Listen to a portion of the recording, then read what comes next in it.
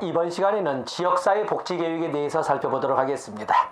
자, 지역사회 복지계획이라고 하는 것은 거기 395페이지에 있는 것처럼 지역사회 복지의 추진사항을 종합한 계획을 말합니다. 1번에 1번 나와 있죠. 지역사회 복지계획은 지역사회 복지의 추진사항을 종합한 계획을 말한다. 그러면서 이 지역사회 복지계획은 2번에 1번인 것처럼 종합적인 행정계획의 성격을 갖습니다.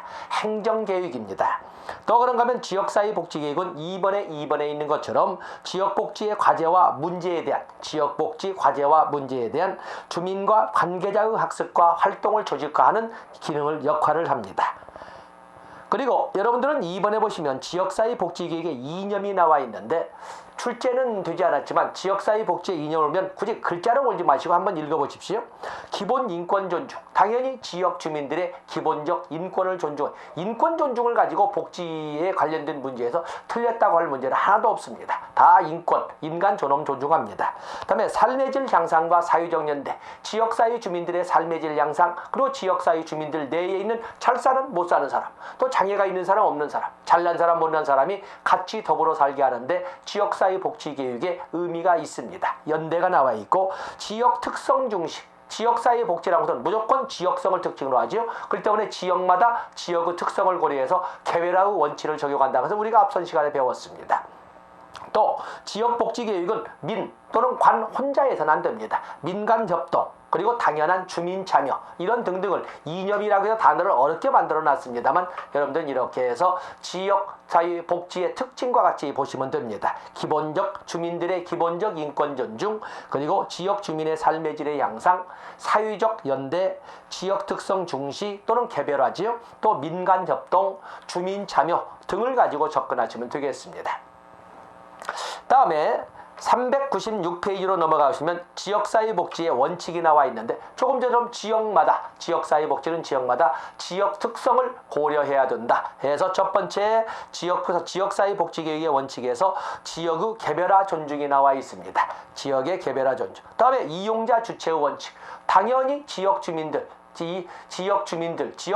당연한 수혜자로 하는데 이용자 원칙에 이용자가 바로 주체가 되는 원칙, 또 지역 주민들, 또 민간 협동 또는 관련 기관 간 긴밀한 협동을 통해서 협력을 통해서 지역사회 복지는 이루어져야 된다 해서 네트워크화의 원칙, 공사협동 또는 민간 협동의 원칙, 주민 참여의 원칙. 이것도 역시 우리가 글자로 원칙으로 해서 설명을 하지만 앞에서 본 것처럼 특징처럼 설명해 볼 수가 있습니다.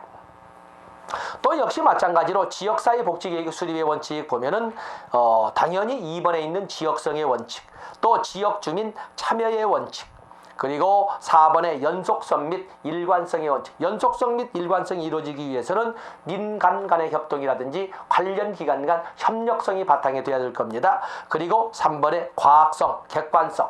지역사회 복지란 과학성에는 뭐예요? 어느 누가 봐도 지역주민 어느 누가 봐도 마저 필요한 업무를, 필요한 일을, 필요한 역할을, 또 필요한 수행해야 될 역할을 제대로 하고 있네, 납득이 가게끔 지역사회 복지는 이루어져야 한다는 것을, 객관성이 없어도 과학성의 원칙. 우리가 전에 자꾸 말씀드리지만 사회과학이라고 할 때 과학이라고 하는 것은 누가 보고 누가 들어도 고개를 끄덕거릴 정도로 객관성, 보편성, 검증 가능성, 실현 가능성 등등이 확보된 것을 과학이라고 했습니다. 당연히 지역사회 복지도 지역주민 어느 누가 봐도 고개를 끄덕거릴 정도는 되어야 한다 하는 것을 과학성, 객관성의 원칙이라고 설명을 했고 당연히 실천성의 원칙이 되겠습니다. 자, 이제 학적 접근을 했으니까 이렇게 이제 정리를 해보겠습니다.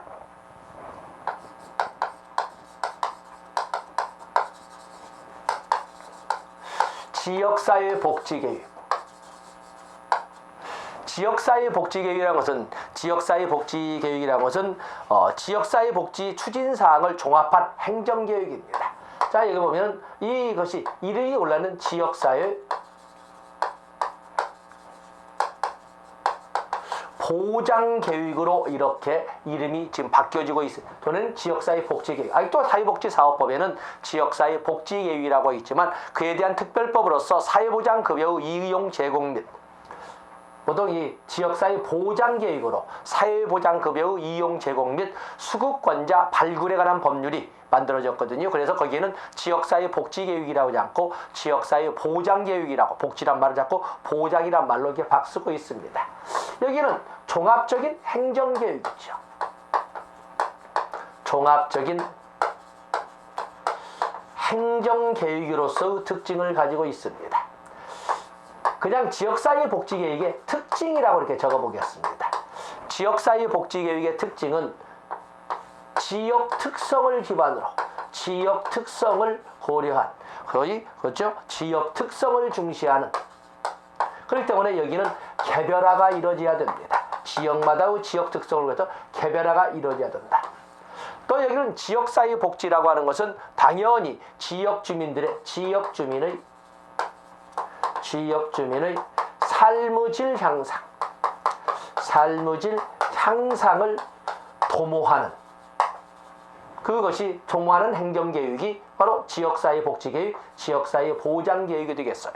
또 지역사회 복지교육은 사회 연대성을 구축하려고 그러죠. 사회 잘 사는 못 사는 장애가 있는 장애가 없는 남녀노소 누구나 서로 다르면서도 같이 살 수 있는 것을 조성해야 된다. 지역사회 복지교육의 특징입니다. 또 그러면 민간협력이나 공사협력, 민간협력 또는 공사협력에서 이 공사협력에서 소위 네트워크화 또는 연계성, 긴밀한 관련 기관 간 또는 민간 간, 공사 간 긴밀한 협력성을 통해서 이루어져야 된다. 또 그런가 하면 당연히 여기는 민간협력에서 주민참여를 기본 전제 조건으로 하고 기본 원칙으로 하고 있지 않습니까? 또 그런가 하면 여기에는 또 당연히 이 지역사회 복지계획은 당연히 이용자 주체의 원칙이 적용되어야 됩니다. 이용자 주체의 원칙이 적용되어야 된다.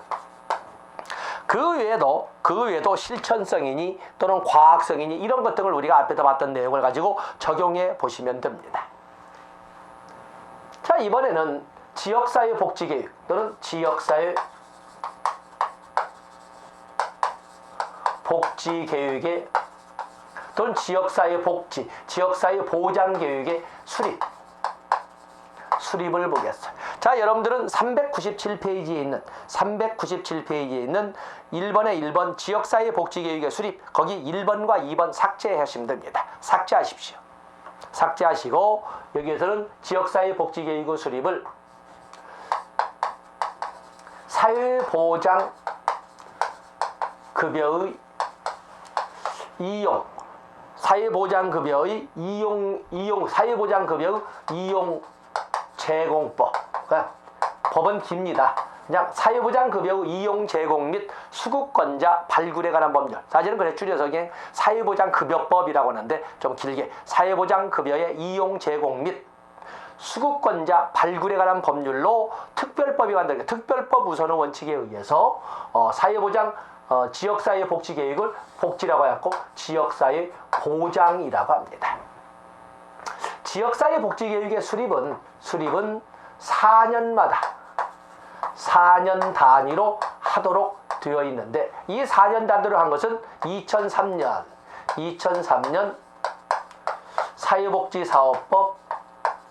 복지사업법 개정에 의해서 4년마다 서 있는데 사회보장급여법에 4년마다를 명시하고 있습니다. 그리고 이 지역사회 복지계획을 수립하는 것은 바로 지방자치단체, 시도와 지방자치단체의 의무로 규정된 것도 역시 2003년 사회복지사업법이 되겠습니다. 또 2003년 사회복지사업법 개정에 의해서 모든 지방자치단체는 시도나 시군구는 4년마다 지역사회 복지계획을 수립하여야 한다. 이렇게 해서 지방자치단체의 의무로 규정을 했습니다. 그리고 모든 지역사회 복지계획 또는 지역사회 보장계획은 반드시 심의 절차를 준수하도록 되어 있습니다. 이 심의 절차에는 시장 군수구청장은 자, 그냥 시군구 지역사회, 시군구라 쓰겠습니다. 시군구 지역사회 복지계획은 지역사회 보장협의, 지역사회 사회복지사업법에는 아직도 지역사회복지협의회로 되어 있지만 새로 만들어진 사회보장급여법에서는 지역사회보장협의회의 심의를 거쳐 되어 있고, 시도지사는 시도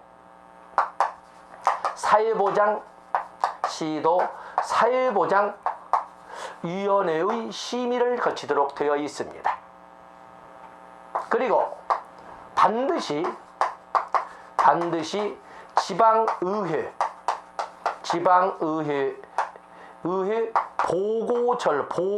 반드시 지방의회 보고 절차를 준수하도록 되어 있습니다. 바로 이 지방의회 보고, 그래서 시군구 지역사회복지계획은 시도의회 보고를 거쳐서 확정이 되고, 그리고 시도 지역사회 보장계획도 역시 시도의회의 보고 절차를 거쳐서 확정이 되는 겁니다. 그리고 이렇게 시도의회의 보고를 거쳐서 확정이 되고 나서 시도지사나 시다 또는 보건복지부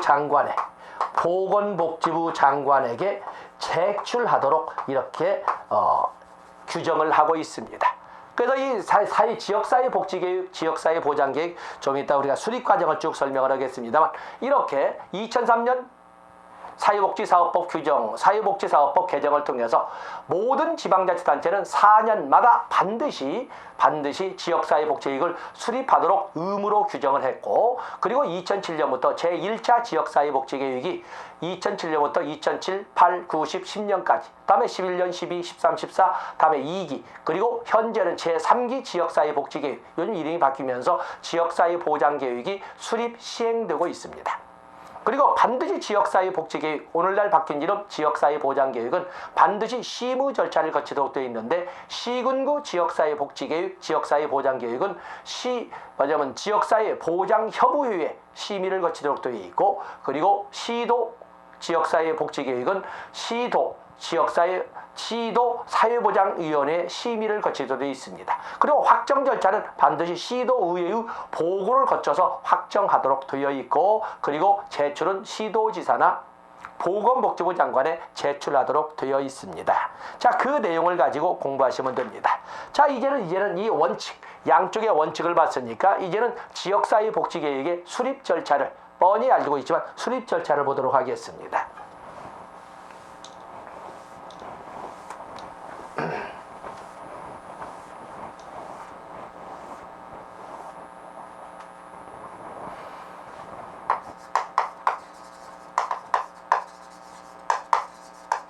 지역사회 복지 또는 사회보장계획, 지역사회 보장계획의 수립 절차입니다. 수립 절차. 자, 먼저 시군구 계획입니다. 시군구 계획. 시군구 계획은 당연히 시장, 군수, 구청장은 첫 번째 단계가 이해관계인의 의견 청취. 이해관계인의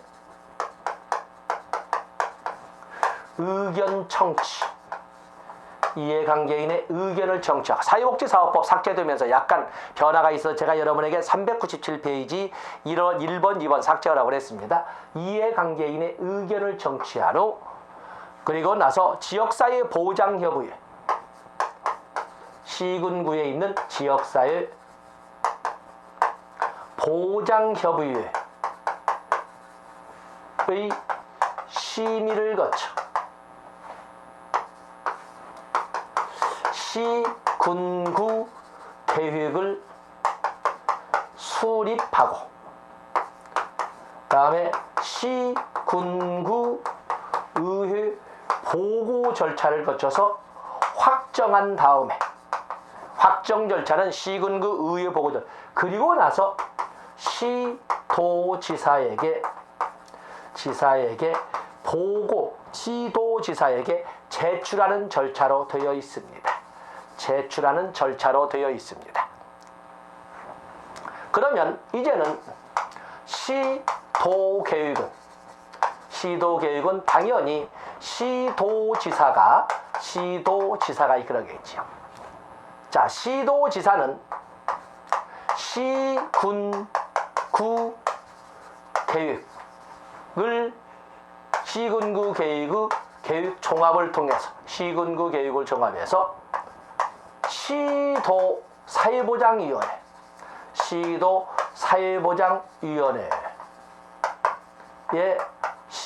사회보장위원회에 심의를 거쳐 시도 교육을 수립하고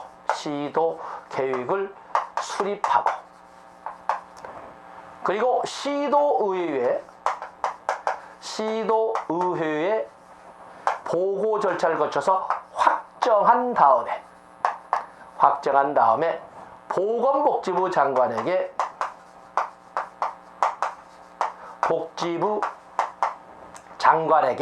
제출합니다.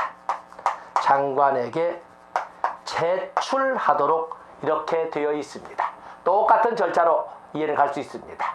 그래서 확정 절차는 반드시 시군구의회 보고를 거쳐서 확정하거나 시도의회 보고를 거쳐서 확정해야 되는데 지금 이런 절차로 전에는 없던 것이 바로 이 시군구의회 보고 절차나 시도의회 보고 절차가 새로이 사실은 신설된 것이고 지역사회복지협의체를 지역사회보장협의체로 이렇게 바꿔서 부른다거나 사회복지위원회를 시도사회보장위원회로 이렇게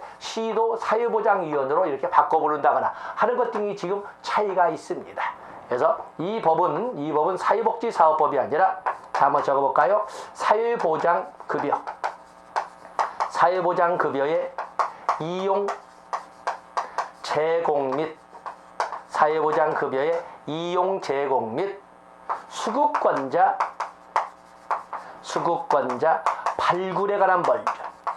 발굴에 관한 법률 규정에 의해서 이렇게 교재에 있는 원고를 삭제하고 새로이 정리한 겁니다. 더욱이나 이 사회보장급여의 이용 제공 및 수급권자 발굴에 관한 법률은 사회복지사업법의 법적 지위로 본다면 특별법의 지위에 있기 때문에 당연히 특별법 우선 적용의 원칙으로 이렇게 바뀌게 되고 결국에 사회복지사업법에 있는 지금 또 사회복지사업법에는 사회복지위원회라고 적혀 있고 지역사회복지협의체라고 이렇게 되어 있고 그 법조문이 그 내용이 있으면 그것도 역시 시도사회보장위원회 그리고 지역사회보장협의체 이렇게 이름이 바뀌게 될 겁니다.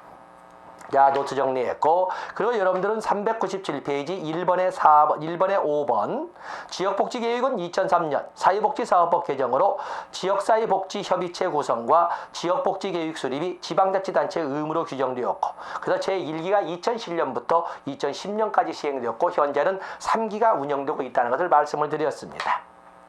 다음에 2번, 3번도 모두 삭제하시면 되겠고 그 뒤에는 보지 않아도 될 수 있는데 자 398페이지 넘어가시죠.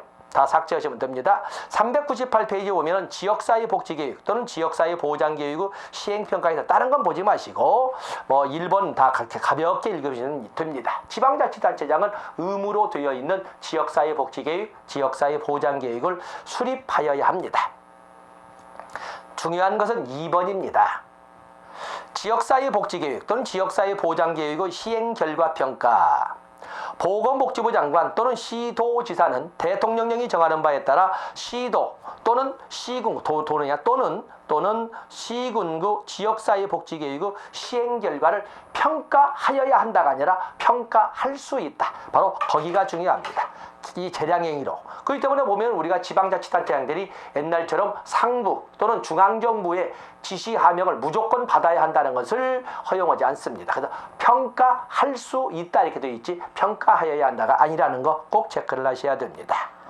자, 이렇게 해서 우리가 지금 개정중에 있는 그래서 이 지역사회복지기구 수립 절차는 사회복지사업법에서 삭제되었고 새로운 법 사회보장급여법에 새로이 규정되었고 절차의 제목이 지역사회보장협의체 또는 시도사회보장협의회 이름 바뀌었고 그리고 전에 없었던 의회 보고 절차가 새로이 신설되었다는 거 이런 것을 같이 정리해 주시고 공부하시면 됩니다. 이번에는 우리가 지역사회복지 추진체제라고 이렇게 제가 목차를 달았습니다. 자, 사회복지 전담공무원.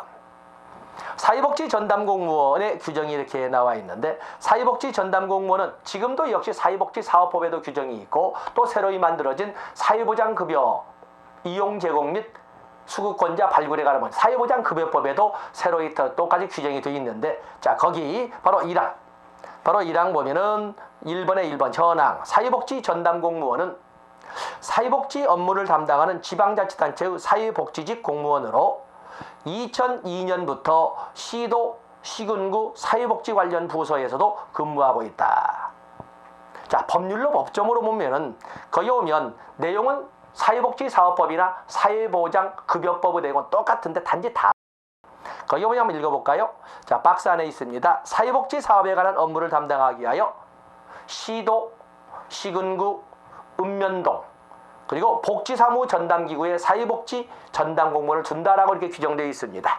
근데 사회보장급여법에는 거기 복지사무 전담기구라고 하지 않고 사회보장사무 전담기구라고, 복지사무를 사회보장사무라고 이렇게 해서 표현을 바꿔 쓰고 있습니다. 결국에 사회복지사업법도 역시 복지사무 전담기구를 사회보장사무 전담기구로 바꾸게 될 겁니다. 그래서 문제가 나올 때 이렇게 나오든 복지사무 전담기구로 나오든 사회보장사무 전담기구로 나오든 복지라고 나오든 사회보장이 나오든 같은 문제로 보고 접근해 가시면 됩니다. 그 때문에 제가 전에 설명할 것처럼 정책의 영역이라는 이런 것을 설명하더라도 우리는 사회복지정책 영역 또 사회보장정책 영역 같이 사용한다고 할 수 있습니다. 그래서 여러분 여기에서 같이 이끌어 가시면 됩니다.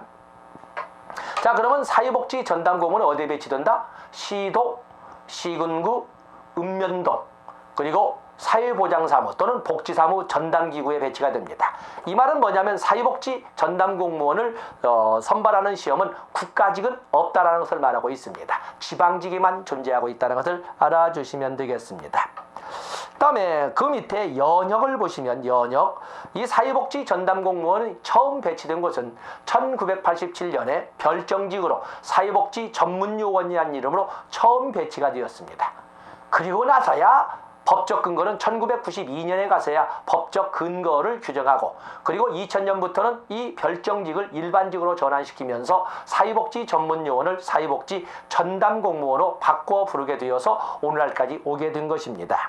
그래서 이번 연역 1987년, 1992년, 2000년에 일반직으로 바뀌면서 사회복지 전담공무원으로 호칭되게 되었다. 거기 봐주시면 되겠습니다. 다음에 역할이나 이런 걸 볼 것도 없고, 다음에 400페이지로 넘어가 보시면 지역사회복지협의체가 나와 있습니다. 지역사회복지협의체. 지역사회복지협의체, 지금 이제 사회보장급여법에는 지역사회복지협의체를 지역사회보장협의체라고 이렇게 지역사회보장협의체라고 이렇게 바꿔서 부릅니다. 자, 여기 보면은 401페이지에 보면은 앞에 있는 내용은 그냥 그 학적, 접근, 교재를 만드는 편제로 한 거니까 보시되, 거기 보시면 연역 나와 있죠. 지역사회 자원 간 네트워크를 강화하기 위해 지난 2001년부터 2002년 11월까지 시범사업을 실시한 다음에 거기도 있죠. 2001년부터 2002년까지 시범사업을 실시했다. 지역사회 자원 간 네트워크를 강화해서 시행했다.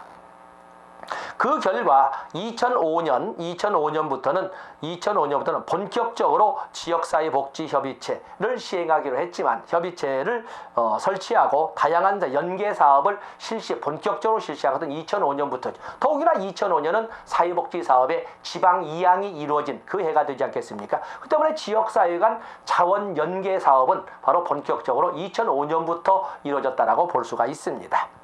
자, 거기에 지역사회복지계획은 반드시 심의 절차를 거쳐야 되는데, 바로 그 심의 절차를 시군구에서는 지역사회복지협의체라고, 시도에서는 사회복지위원회라고 했던 겁니다. 자, 여기는 지역사회복지협의체, 이제는 이름이 바뀌어서 지역사회보장협의체라고 하는데, 읽어볼까요? 아직도 사회복지사업법에는 있으니까, 관할 지역의 사회복지사업에 관한 중요사항과 지역사회복지계획을 심의 건의하고 사회복지보건의료 관련 기관단체가 제공하는 사회복지 서비스 및 보건의료 서비스 연계 협력을 강화하기 위해서 특별자치도 그리고 시군구에 지역사회복지협의체를 준다. 바로 이것을 사회보장급여법에서는 지역사회보장협의체라고 부른다. 지금 여러 번 계속 반복해서 말씀드렸습니다. 다음에 지역사회복지협의체의 그 구성 목적이나 기능 역할은 추후에 한번 시간이 있으면 보시고, 여러분들이 중요하시게 할 것은 운영 원칙입니다. 지역사회복지협의체, 지역사회보장협의체. 그래서 운영 원칙은 당연히 지역복지를 이끌어가는 시무기구 때문에 지역성에 초점을 둔다. 당연하지요. 지역성에 초점을 둔다. 그리고 주민 참여를 전제로 한다. 참여성. 그리고 관련 기관 간 긴밀한 협력성을 바탕으로 해야 된다. 그래서 서비스 중단이 있어서는 안 된다는 것을 연계성, 공사 간의 민간 협력을 통해서 이런 네트워크를 구축해야 되는 바로 그것을 연계성이라고 합니다. 그리고 특정 집단이나 특정 세력에 의해서 좌우되기보다는 민주적 절차를 거쳐서 합의를 도출해서 지역사회 복지계획의 심의를 이끌어가야 된다 해서 민주성, 협의성 이런 단어를 설명해 지역성, 주민 참여성, 그리고 연계성, 기관 간 또는 공사, 민간 협력성, 그리고 민주적 절차를 거친 협의 절차, 그다음 민주성, 협의성 이런 것들 지역사회복지협의체, 지역사회보장협의체의 지역사회보장의 운영 원칙으로 제시를 했습니다. 학교적으로 접근했기 때문에 우리 어찌가 보면은 법적 접근이 훨씬 더 출제하기가 명확하리라고 보고 있습니다. 다음에 지역사회복지협의체의 구성이 있는데, 자 여기는 이건 넘어가도록 하겠습니다. 다음에 거기 보면은 404쪽으로 가서 보시면 사회복지협의회가 있습니다. 사회복지협의회가 이렇게 나와 있는데, 사회복지협의회 역시 사회복지사업법에 의해서 사회복지협의회, 사회복지사업법 33조에 이렇게 규정이 되어 있습니다. 자, 먼저 우리가 왼쪽에서 다른 건 자체하지만 몇 가지를 좀 보겠습니다. 사회복지협의회는 사회복지사업법에 규정은 되어 있으나 사회복지사업법에 규정은 되어 있으나 그것이 무슨 공적 기관이나 그런 의미는 아닙니다. 그래서 1번에 2번 404페이지 1번에 2번 보시면 사회복지협의회는 지역사회 복지에 관심이 있는 민간단체나 개인의 연합체, 민간단체나 개인의 연합체의 성격을 가지고 있습니다. 그래서 여러분들이 보시면 거기 사회복지협의회 성격 3번이 나와 있죠. 3번에 보시면 사회복지협의회는 사회복지 조직이론에 의해 사회복지 조직이론에 의해 조직된 단체로서 지역사회복지 사업을 추진하는 기관이다. 서비스를 직접적으로 제공하는 기관이 아니라 간접적으로 서비스를 직접적 간접적은 뭐예요? 지역 주민과 직접적인 접촉을 통해서 하면 직접 접촉을 하지 않고도 하면 간접적. 이 사회복지협의회는 직접적 서비스 제공기관이 아니라 간접적 서비스 제공기관이라는 것을 분명히 하고 있고, 3번에 다시 한번 1번에 2번에서 봤던 것처럼 지역사회에 존재하는 자원의 동원과 활용을 통하여 이끌어가는 민간단체라는 것을 분명히 하고 있습니다. 민간단체이다. 또 다음 페이지에 보시면 6번에 사회복지협의회 생명은 바로 민간의 자주적 참여에 있다라고 설명을 했고, 또 다시 한번 말하지만 9번 다시 한번 액센트를 주어서 관공서가 아니라 민간단체라는 것을 다시 한번 강조를 했고, 그 말을 10번에 주민 주체의 운동단체란 말로 이렇게 표현을 했습니다. 그래서 문장들은 기계 학적 접근으로 이렇게 했지만 결국에 간접적 서비스 제공기관이다, 민간단체이다, 민간의 자주적 참여를 원칙으로 한다, 관공서가 아니다, 10번의 주민 주체의 운동단체이다, 이렇게 하는 간에 거기만 줄을 쳐놓으시면 되겠습니다.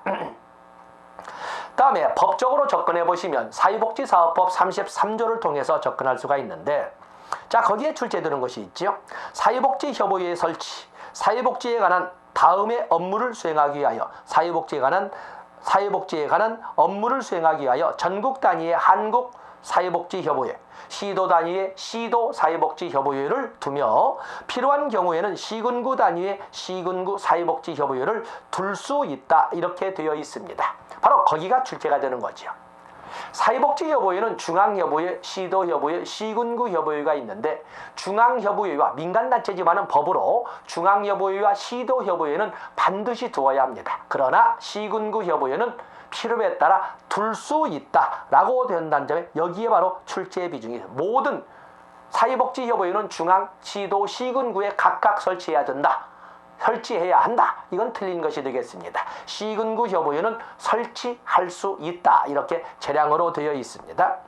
또 그런가 하면은 이 사회복지협의회는 사회복지법인으로 하되 어떤 것을 정해오지 않으면 사회복지법인으로 하되 사회복지법인은 반드시 운영에 필요한 재산을 보유해야 되지만 사회복지협의회는 사회복지법인이지만 운영에 필요한 재산을 보유하지 않아도 된다라는 점, 바로 거기에서 또 하나 출제 비중이 있습니다. 그렇기 때문에 사회복지협의회는 운영에 필요한 재산을 보유해야 된다. 무조건 틀린 것이고, 사회복지협의회는 중앙, 시도, 시군구에 사회복지협의회를 각각 설치하여야 한다. 무조건 틀린 것이 되겠습니다.